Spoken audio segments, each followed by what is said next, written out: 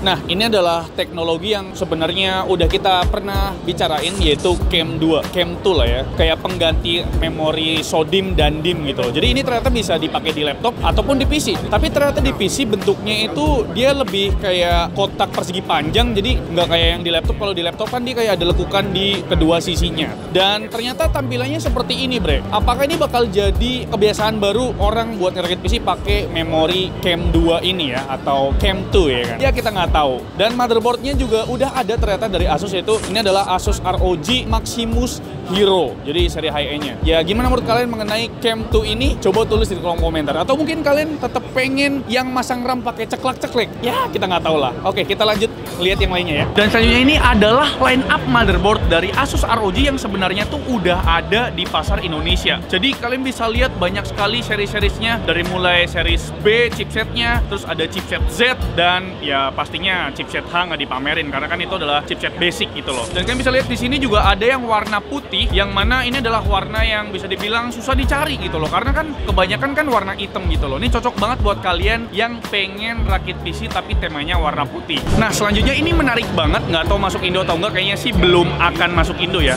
Ini adalah ROG Minimal Tubing All-in-One Cooler. Jadi ini sebuah layar, tapi layar itu bukan kayak layar biasa, ini layar OLED yang mana dia tuh bisa bisa lurus dan bisa melengkung.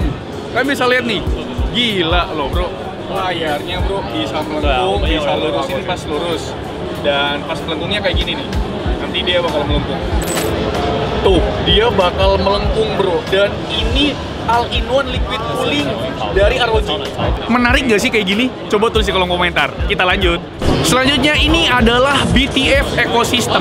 Jadi Asus ROG itu punya teknologi BTF yang mana itu adalah back to feature gitu ya. Yang mana ini adalah GPU seamless yang tanpa kabel. Loh, gimana caranya ngidupinnya bang kalau nggak pakai kabel? Ada kabelnya, tenang aja. Kabelnya kan di belakang, jadi nggak kelihatan. Dan dia itu casingnya bisa kalian pilih pakai casingnya ROG atau dari brand lain nantinya. Tapi di sini ada contoh casingnya itu dari Cooler Master ya. Ini Cooler Master BTF GPU konsep, jadi masih konsep sih harusnya kan. Dan ini untuk VGA cardnya itu ROG Strix GeForce RTX 4090 BTF OC Edition.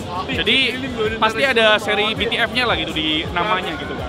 Dan selanjutnya ini ada casing dari Cooler Master juga, yaitu Cooler Master NR200P BTF. Jadi memang BTF ini bakal ya banyak lah casing-casing yang lain gitu loh, dari brand lain. Jadi bukan dari brand Asus doang gitu kan.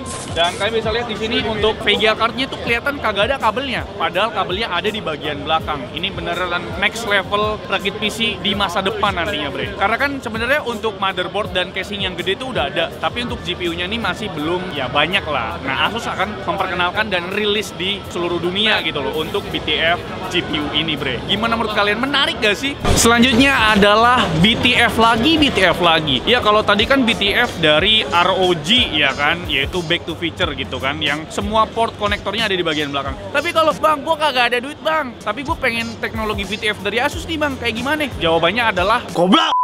TUF series gitu. Jadi tahun lalu ROG memperkenalkan BTF, tahun ini TUF Gaming seriesnya keluar BTF juga. Jadi ada series motherboard, casing, bahkan VGA card juga ada. Nih ada satu sistem PC ya, ada motherboard TUF Gaming Z790 BTF Wi-Fi, VGA cardnya juga TUF Gaming GeForce RTX 4070 Ti BTF White OC Edition, terus casingnya TUF Gaming GT 302 eRGB, dan ada all-in-one liquid cooling. Jadi memang Asus ngelengkapin jajaran BTF seriesnya dari mulai ROG dan TUF Gaming. Pastinya harganya lebih murah daripada ROG. Menarik banget nih, biar rakitan PC lu kagak kelihatan kabel-kabelnya bro. Next kali ya, lanjut kemana kita? Selanjutnya ini menarik sekali bapak-bapak sekalian, karena ini adalah Asus ROG Mjolnir. Palunya Babang Thor gitu ya kan, yang bisa ngasih listrik. Gila, ini apaan bang? Ini adalah PSU plus UPS gitu loh. Karena kalau dilihat dari spesifikasinya, dia itu total daya tuh bisa sampai 1200 watt, bisa nampung RTX 4080, dan ini bisa ngecharge segala macem ya, bisa ngecharge HP karena ada output Type-C-nya sampai 100 watt ya, sama 65 watt, ada Type-A-nya juga. Dan kalian bisa main game bawa PC di hutan bro. Kok bisa bang? Karena memang sistemnya bisa ngehandle RTX 4080 gitu. Jadi ternyata PC bisa dibawa ke hutan ya. Goblok. Dan menariknya di sini, palunya bisa diangkat, kagak bercanda. Ininya bisa diangkat, dan ini bisa jadi wireless charging bro. taruh aja HP di sini. Ngecharge bro, HP-nya ngecharge. Ini buat apaan bang? Karena lu pada bawa PC ke hutan camping, bawa PC. Ini buat center bro, ini buat center bro. Gokil emang Asus dah. Oke, next dah. Kalau lu udah punya Mjolnir palunya Thor tadi, terus pengen camping bawa PC, dah daripada bawa PC berat-berat bawa ini aja. Ini adalah ROG NUC atau NUC. Lah bang, bukannya itu punya Intel ya? Jadi Asus itu ngakuin sisi ya, atau bisa dibilang ya, NUC ini udah punya Asus lah gitu ya, bahasa simpel ya. Yang mana spesifikasinya aja udah mantep banget bro. Ini Intel Core Ultra 9 ya kan. Terus GPU-nya RTX 4070 dan dia bisa ngedisplay 4 display sekaligus ya. Ini berdua sih. Nanti kalau lu mau nambah 2 monitor lagi bisa, karena ada 2 display port, 1 HDMI dan ada 1 USB Type-C Thunderbolt 4. Dan kalian bisa atur posisinya mau tiduran atau mau berdiri kayak gini. Jadi ya gampang banget lah gitu. Bawa PSU Mjolnir, bawa mini PC ROG NUC NUC. Menarik banget kan? Nah, kita balik ke Asus NUC lagi. Tapi kalau yang tadi kan Asus NUC yang ROG version ya kan. Kalau yang ini tuh Asus yang bisa dibilang ya non gaming lah ya. Dan spesifikasinya pun ya mirip ya kan, Intel Core Ultra, bisa dikasih GPU juga. Tapi kalau misalkan kalian butuh yang lebih kecil untuk bisnis gitu kan, ada juga nih Asus NUC 14 yang Pro Plus, ada juga yang Pro gitu kan. Dan pastinya karena memang NUC itu difokuskan untuk mini PC, jadi ya ukurannya kecil-kecil bre. Apa kalian pakai ini buat gaming di rumah? Menarik juga nih NUC dari Asus ini ya, gokil. Selanjutnya kita lagi ada di World First bro. Itulah pokoknya pertama di dunia sebuah monitor dari Asus ROG. Ini ada ROG Swift OLED PG32 UCDP. Wah, panjang banget dah. Kenapa dia disebut pertama di dunia? Adalah dual mode. Jadi ini monitor 4K 240Hz. Misalkan nih kalian lagi pengen main game AAA yang mengedepankan visual ya kan, nggak butuh refresh rate tinggi ya kan, kalian bisa pakai 4K 240Hz. 240Hz aja udah tinggi. Tapi kalau misalkan kalian pengen pindah ke game kompetitif kayak Valorant, CS2 dan lain sebagainya yang mengedepankan refresh rate tinggi, kalian tinggal ganti aja ke Full HD 480Hz dan itu gantinya gampang banget bre. Jadi memang monitor dual mode dari Asus ROG ini menarik buat kalian ya lihat lah ya. Ini yang kedua nih ya kan bre, yaitu sebuah gaming monitor 27 inci yang menggunakan panel OLED dengan refresh rate tinggi sampai 480Hz. Ingat, ini 27 inci panel OLED 480Hz. Susah banget nyarinya kalau misalkan kalian pengen visual yang bagus dan refresh rate yang tinggi nih. Next, yang ketiga apa Anda? Nah, yang ketiga nih yang world first-nya Asus adalah monitor lagi sih. Emang ini world first monitor Asus juga. Ini adalah Asus ROG Swift OLED X G27A QDMGA, panjang banget pokoknya. Jadi ini adalah salah satu bisa dibilang pertama di dunia sebuah monitor yang menggunakan panel glossy, jadi 20% lebih terang dari panel yang biasa gitu loh. Dan ini ukurannya 27 inci, pakai panel OLED pastinya, resolusinya udah pasti QHD dan refresh rate-nya di 240Hz. Gimana menurut kalian? Menarik nggak panel glossy dari Asus ROG ini? Tulis di kolom komentar dah. Kita lanjut di tempat lain. Jadi Asus ROG juga melengkapi ekosistem mereka dengan menghadirkan peripheral atau gaming gear. Ini ada keyboard dan juga mouse gaming. Jadi sebenarnya udah ada seri sebelumnya, tapi ini yang seri lanjutannya yaitu Azoth Extreme dan juga Harp S Extreme. Nah, memang bedanya apa sih bang sama yang sebelumnya? Yang sekarang ini dia menggunakan material carbon fiber bro. Buat apa? Tapi ya menarik, jadi lebih ringan gitu kali ya. Ada mouse-nya juga, mouse gamingnya mereka juga pakai carbon fiber. Si paling karbon dah Asus ROG. Nah, ini selanjutnya masih banyak sebenarnya ya, tapi ini adalah jajaran PC Pro Art Edition dari Asus, yang mana memang ini dikhususkan untuk konten kreator yang kagak suka RGB. Ini Ocha pasti suka karena memang desainnya tuh sangat minimalis dan sangat konten kreatorable banget lah gitu ya kan. Dari mulai motherboardnya Pro Art Edition ya kan, Pro Art Z790 Creator Wi-Fi, VGA cardnya juga ini menarik banget loh. Desainnya minimalis ya, itu Pro Art GeForce RTX 4080 OC Edition. Dan all-in-one liquid coolingnya bukan all-in-one liquid cooling yang biasa dipakai ya, bukan 360 tapi 420 mm.